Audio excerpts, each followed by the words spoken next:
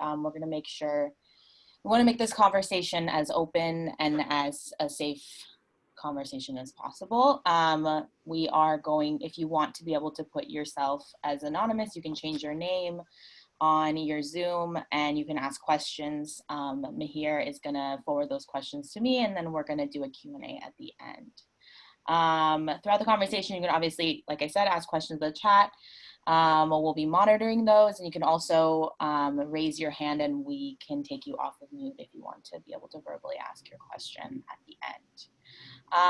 We are also going to be sharing a link to some of the resources that our panelists have provided, and that is free for you to use and to share and to go through. There's some great stuff in there, so I'd highly recommend that. So we will add that in the chat and you can access that.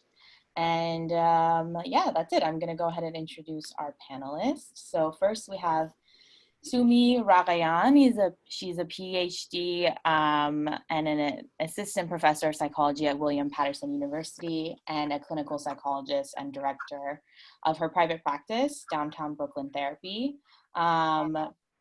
Sumi works with adolescents and adults coping with a wide range of psychological difficulties and has extensive experience working with first-generation Americans and immigrants. Our second panelist is Aneri Patani. She is an investigative health reporter with Spotlight PA, which is a newsroom dedicated to producing investigative journalism in all of Pennsylvania. She writes about mental health, substance abuse, and health disparities. She was also a 2019 recipient of the Rosalynn Fellowship for Mental Health Journalism. So thanks to both of them for joining us, and I'm gonna hand it off to them.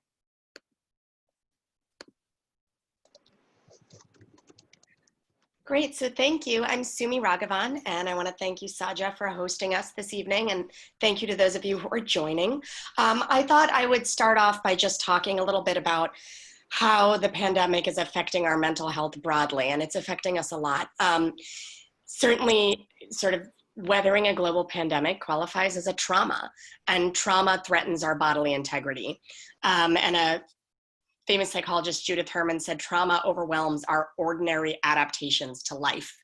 And that's a very good way to understand it. All the things that happen to us in our lives demand that we adapt and we adjust our behavior.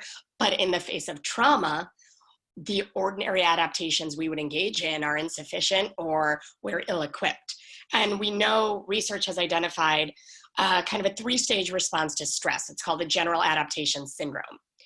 And what it begins with is this alarm phase. And that's something we are familiar with, and this is kind of how we started. This is when the fight or flight response is triggered, and we channel resources to address whatever the threat is before us. And from the alarm phase, we move into something called the resistance phase. And the resistance phase is our body's attempt, our body and our psyche's attempt to return to a sort of homeostasis. In resistance, we're saying, okay, we're gonna kind of pull back from fighting this threat and we're gonna start to recover. But the problem is when the stressor is chronic, when it's ongoing, when it reemerges. We're in this tension between alarm and resistance. We're not actually able to really return, so we are constantly being re-triggered. This is happening throughout this process as new information arises, as people receive maybe new information about a loved one, or even less direct, but information. For example, recently we're hearing about this terrible inflammatory syndrome in children after weeks of sort of getting the impression that children maybe were less vulnerable. This pushes us back to alarm. Oh my God, what do I do? And in this tension of alarm resistance, ultimately this gives way to the exhaustion phase, which is phase 3. And exhaustion is something we're all familiar with. We have depleted our resources from trying to resist alarm, and we have nothing left. And the exhaustion phase, I think, is a little bit where we're sort of chronically in right now. We are more vulnerable during this phase to depression, to basic sort of diminishing functioning. We feel physically and emotionally fatigued, and our motivation to do basic tasks declines. This is the phase when you change from your night pajamas to your day pajamas, and you watch several hours of television and eat cereal for every meal. And this picture of experience may look like it's actually a decline in functioning, but paradoxically, it's our body's attempt to conserve resources. But it's a difficult place to be in because we aren't functioning at previous levels. And this is sort of this crisis response that we've been going through in this pandemic. And it is exhausting, and it is depleting, and that sort of is continuing as long as all of the information that's coming out varies, as long as there are new demands being placed on us by shelter in place. And this is independent from even beginning to process what this means on a more existential level. That's just something that is so much for us to do, grieving actual loss of life, grieving a way of life, grieving a kind of a loss of safety and a lack of predictability for the future, a sense of distrust in our institutions. And the combination of these factors is really beyond most people's capacities. So I think, mentally speaking, we're experiencing a trauma and we are psychologically in crisis. We're in this 3-stage phase where we are really, really overwhelmed. And if all of that sounds very negative, what I can offer is that a lot of trauma can be incredibly isolating because it's often experienced on an individual level. We're experiencing this collectively.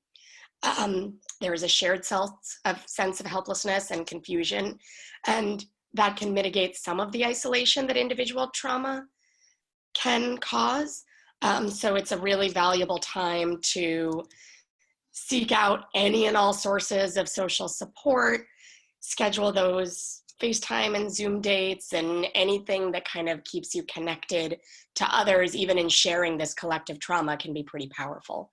So that's sort of a sense of, I think, where we are right now. Great, thank you. So obviously SAJA is a journalism organization, and most of our members are journalists, and a lot of journalists right now are not dealing with these stressors, not only dealing with these stressors, but also trying to produce a great deal of work at the same time. So how have you been balancing those personal and professional demands, Aneri? Yeah, so hi everyone, my name's Aneri Patani. As I said at the beginning, I'm an investigative journalist based in Pennsylvania. And so I think when this first started, right, I was on an investigative team and working on long-term projects. And so it was a complete change of pace, right? It went from let's do these long data requests and have these long informational interviews to, all right, every day there's new breaking news. We've got to be on top of it, produce dailies, produce weeklies. Whereas how are you also balancing long-term accountability projects? And, to a certain extent, I know I feel this, and I know a lot of my journalism colleagues feel this. We want to be doing that important work of getting the news out to the public. They need to know. We want to inform them. We want to be making sure the best information is out there, making sure someone's asking those important questions of government officials, so that the information gets to the people who need it to make their decisions about their own care, their loved ones. And so at the beginning, I was sort of working 24/7, right? We think it's crisis mode. I'm going to just push through. At the same time, I'm helping my parents adjust to their new normal, working from home. What does that look like? What should they do when they go grocery shopping or not? Balancing phone calls from my family in India who's in complete lockdown and dealing with them. And I think at some point, right, I realized that this is not a short-term thing. It's not a week or two that I can just push through working all the time and balancing these things. At some point, you realize, oh, okay, this is going to be the deal for months and months, and I need to recalibrate and think about how I balance these things. I can't just constantly make it work. Yeah, and I think that's a really important point. I think for journalists, in the beginning, where a lot of us thought that this virus had a timeline or a end point, and I think we've all slowly started to realize that none of us can predict that. So we need to prepare for the long run and kind of treat this as a marathon and not a sprint. So how do you spot signs of burnout or unhealthy stress, and how can people, journalists or not, but specifically in this case, journalists, recognize that before it gets to a point where it's critical? Yeah, so I always like to preface my answers to these types of questions with, I'm still figuring this out, absolutely, and working on getting better at spotting the signs earlier. So what I share is totally from that place of, I'm not great at this either. I think a lot of times it's easy to just say, this is part of the job. We work all the time. We think about it all the time. I think it becomes very normalized when you talk to your colleagues and it's just like, oh yeah, of course, like you're always on the clock and you get the Slack at 11 p.m. and that's just normal, right? I think sometimes I will dismiss things, and when I really start to recognize it is often when the stress affects me physically. So if I start having, stomach pain or headaches constantly, that's usually the point where I realize like, oh, this is probably because of, my body really trying to tell me I'm not taking care of it in other ways. And in writing about mental health, I've realized, for a lot of people, it can have physical manifestations, whether that is stomach aches, headaches, back pain, different things. So just, I always urge my friends, my colleagues to keep that in mind.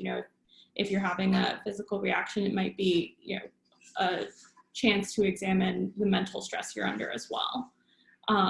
And I think, like I said, I'm trying to get better at recognizing earlier before it gets to that physical stage. If I'm skipping meals regularly, again, something that I think is super normalized in our work culture. But if I haven't eaten a real meal in several days, or if I haven't slept multiple nights in a row or slept well, or I can't fall asleep, night after night, I think those are early signs that I'm trying to pay more attention to that say like, hey, there's a reason to stop right now and rethink maybe the balance that I have in my life or lack thereof. Yeah, I really agree with what Aneri was saying about physical symptoms. And I think one thing we can sort of notice in ourselves is difficulty concentrating when you are reading the same line over and over and you're not quite making sense of it. That's telling you something about, what your cognitive load is at that point. What can I tolerate? And when you find that there are certain thoughts running through your head that are really detached and cynical, more so than what may be normal for, various people's baseline, things like, well, there's no point in this project. There's no point in anything I'm doing. When you find that that's where the mind is going, that's actually speaking to like a subtle loss of meaning that happens during that exhaustion phase. And that is the moment to say, I'm getting really beat down by this. I need to step back. Yeah, and I think something that I think both of you alluded to and is very obvious that minority communities and communities of color are obviously dealing with this virus at extreme disparities than other people are. And there are different aspects of it that impact us more than it does our white colleagues. So specifically, how do you think South Asian values factor into burnout or mental stress? Yeah, so I think for all of us, right, our personal experiences and backgrounds play a factor. And South Asian values are obviously very varied. But I can say for myself, a lot of things that I think are sort of standard in the Indian American community I grew up in have been values that served me very well, working very hard, being persistent, being a team player, contributing. But I think sometimes those same values that, work really positively can also make it hard to set boundaries or, say no to things without feeling lazy or ungrateful. And I think especially as a, younger early career journalist, there's also that sense of, I should be paying my dues right now. And this is part of it. So I think sometimes I find, I need to redirect those thoughts to something a little more along the lines of, I want to do my best. And in order to do that, not just for myself, but for my team, for my outlet, for the public that, I'm trying to get this news to, I also need to be healthy and functioning well. And sometimes that framing helps, appeal to the team player and me, to the person who wants to be doing the best job possible. And I think it's also true, right? The healthier I am, the better my work is going to be. Yeah, as Aneri said, South Asian values are very varied. They span a wide berth.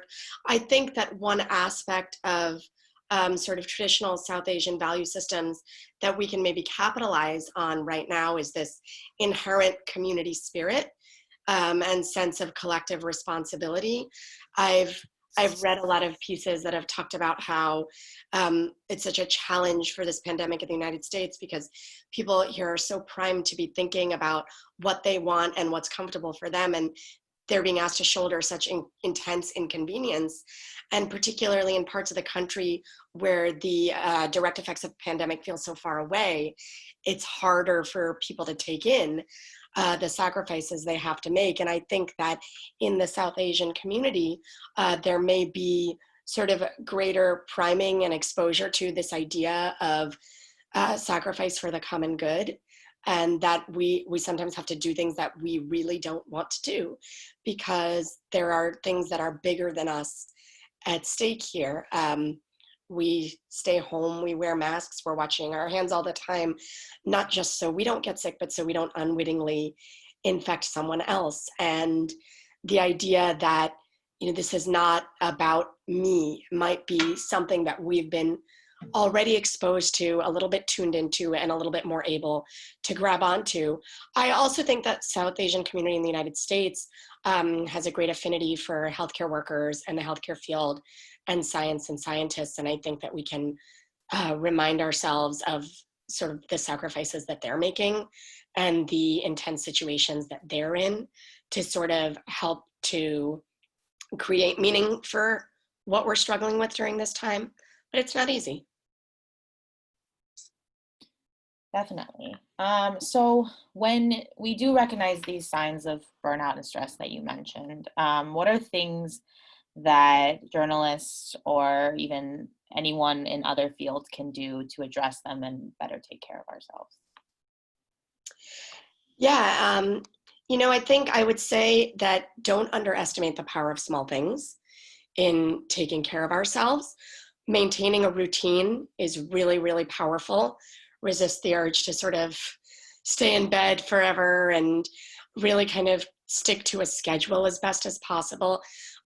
Physical activities, to the extent that it's possible, taking a walk or even just sticking your head out the window to get some air, scheduling a lot of breaks and timeouts for yourself, 15 minutes every 2 hours, calls and check-ins with friends, and a lot of self-compassion, recognizing that you are in an extraordinary situation. You cannot expect of yourself what you did 6 months ago.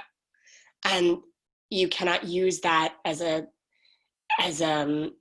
something to create guilt and self-blame. It's simply the reality of the current situation. In the spirit of that, it's a marathon and not a sprint. We have to conserve, which means we have to be okay with a little bit less, knowing that we're going to have to do this for the long haul.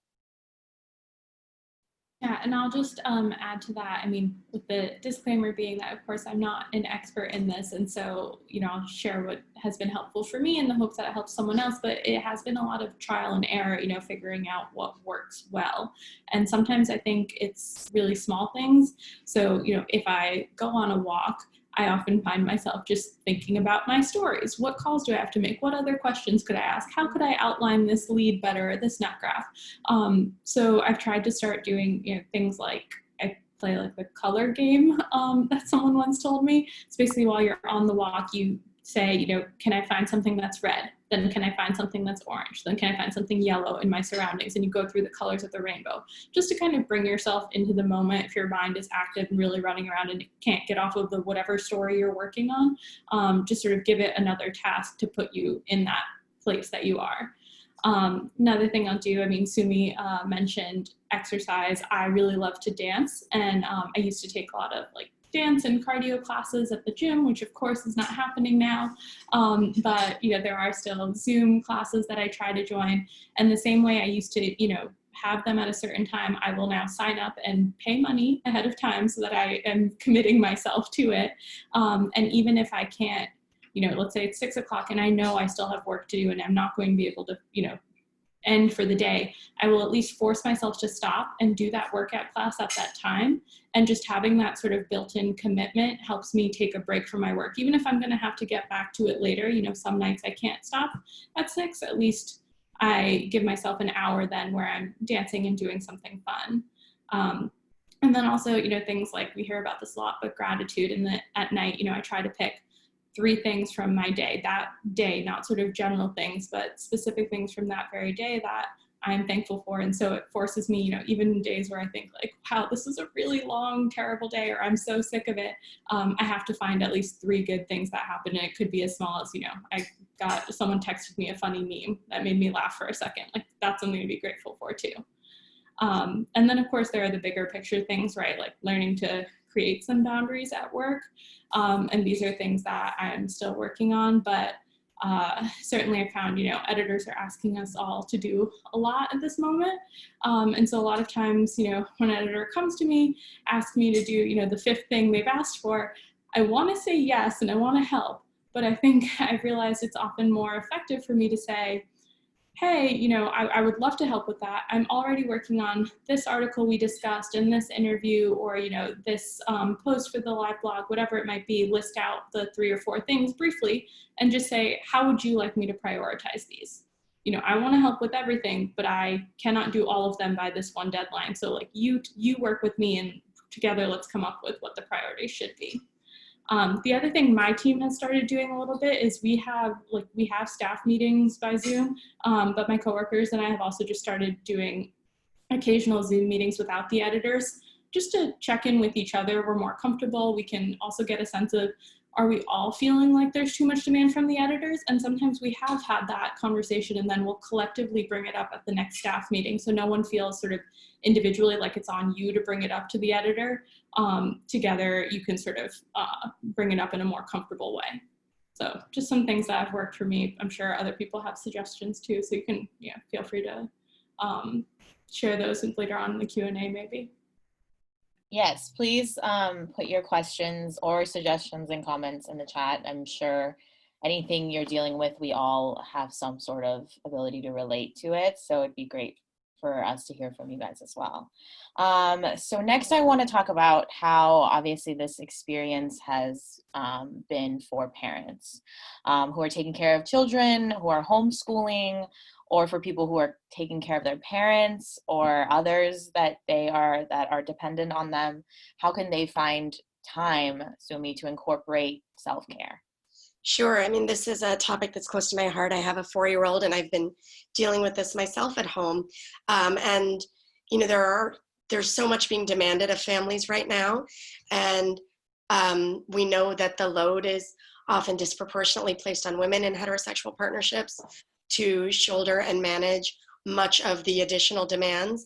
And we also don't have many of our ordinary coping options available to us. We're not going to the gym. We're not hanging out with our friends. We're not participating in the activities that nurture other aspects of our identities in the same way. And so we have to be really creative and intentional about kind of how we create space for ourselves. And a lot of the self-care techniques that Aneri talked about are actually excellent and applicable. Creating structured schedules, planning with your partner to at least maybe have like one morning off a week where, say, until 10 a.m., 11 a.m., whatever you work out, the morning is yours. They're responsible for the kids. Think of the most onerous tasks, right? We all know the chores that we find least pleasant right now when we're homeschooling our kids. You know, I don't find the Zoom meetings so enjoyable. My son doesn't have a great time focusing. And so if you've got things like that, finding those tasks and splitting them up so one person doesn't get stuck doing all the Zoom meetings or all of, you know, the teacher calls or whatever that is. So one person isn't just totally getting stuck with all of it. Involve the kids in your activities. Don't expect as an adult that you are going to be really good at playing with little children. I'm a college professor, not a nursery school teacher. I'm not great at playing cars. My son tells me every day that I'm driving them wrong. I don't know how, but I am. And I think a lot of parents are probably dealing with a lot of guilt of like, I should be enjoying this time with my kids, but really they're driving me nuts. This is normal. This is to be expected. So involve kids in your activities as well. They just want to be with you. So put them, let them play with soap and bubbles in the sink while you load the dishwasher. Ask them to help you mix something while you cook. Ask them to help you put things away. They'll surprise you with their interest in doing those things if it feels like a shared experience. And that can help you feel like you're not just doing the things that they want to do, which isn't always fun. And once the kids are in bed, really try to take some time to take care of yourself with your partner if possible. For many of us parents, once the kids are going to bed is when we're doing our work. So we really do have to be intentional about even 15 to 20 minutes. Aneri described taking the walk and looking for various colors of things. That strikes me as a kind of mindfulness activity. And that is incredibly powerful in times like this when we're overwhelmed and we lose predictability. Our inclination is to think ahead. Mindfulness asks us to be where we are. And mindfulness doesn't mean some intense meditation. It really is just experiencing a moment. Apps like Headspace, I think, are free now to the public. I'm not positive about that, but there are a lot of ways to sort of practice like brief mindfulness exercises, and they can be active. They can be like the rainbow mindfulness Aneri described, but something where we take time for ourselves once the kids are down, you're not in task to task parenting mode, and really sort of be patient and compassionate with yourself. Kids are incredibly resilient. The fact that your child is now playing iPad 3 hours a day does not mean that you have fried his or her brain. We are in intense and extraordinary times, so we have to do what we have to do. And sort of being kind to ourselves that we feel what we feel, and we are trying to sort of balance it. I think it's definitely something that we have to cultivate because we're in this situation for a while.